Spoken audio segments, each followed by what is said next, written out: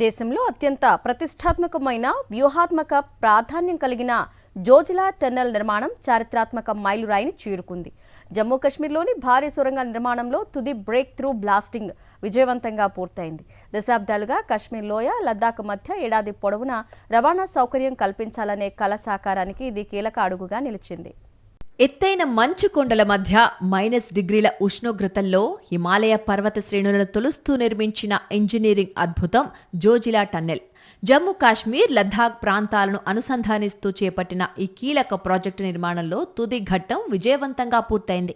కేంద్ర రోడ్డు రవాణా, జాతీయ రహదారుల శాఖ మంత్రి నితిన్ గడ్కరీ రిమోట్ బటన్ నొక్కి చివరి పేల్చివేత ప్రక్రియను ప్రారంభించారు. సొరంగం రెండు వైపులను కలిపే చివరి 2.5 మీటర్ల రాతి పొరను పేల్చివేయడంతో బ్రేక్ త్రూ సక్సెస్ఫుల్ అయింది. లద్దాఖ్లోని మీనా మార్గ్ ఈస్ట్ పోర్టల్ వద్ద జరిగిన ఈ కార్యక్రమంలో జమ్మూ కాశ్మీర్ లెఫ్టినెంట్ గవర్నర్ మనోజ్ సిన్హా, ముఖ్యమంత్రి ఒమర్ అబ్దుల్లా పాల్గొన్నారు. సముద్ర మట్టానికి సుమారు 11,578 అడుగుల ఎత్తులో నిర్మిస్తోన్న జోజిలా టన్నెల్ ప్రపంచంలోనే అత్యంత ఎత్తులో ఉన్న సింగిల్ ట్యూబ్ ద్విముఖ రహదారి సొరంగంగా గుర్తింపు పొందింది. మొత్తం 13.153 కిలోమీటర్ల పొడవున్న ఈ టన్నెల్ కశ్మీర్లోని సోన్మార్గ్ సమీపంలోని బాల్తాల్ ప్రాంతాన్ని, లద్దాఖ్లోని ద్రాస్, కార్గిల్ సమీపంలోని మీనామార్గుతో అనుసంధానిస్తుంది. జోజిలా పాస్ ప్రాంతంలో ప్రతి ఏడాది శీతాకాలంలో భారీ మంచు కురవటం వల్ల రహదారి రవాణా నెలల తరబడి నిలిచిపోతుంది.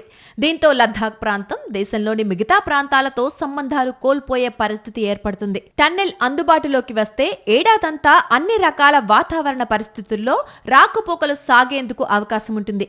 ప్రస్తుతం శ్రీనగర్ నుంచి లద్దాఖ్ జోజిలా మార్గంలో ప్రయాణించడానికి గంట నుంచి గంటన్నర వరకు సమయం పడుతోంది.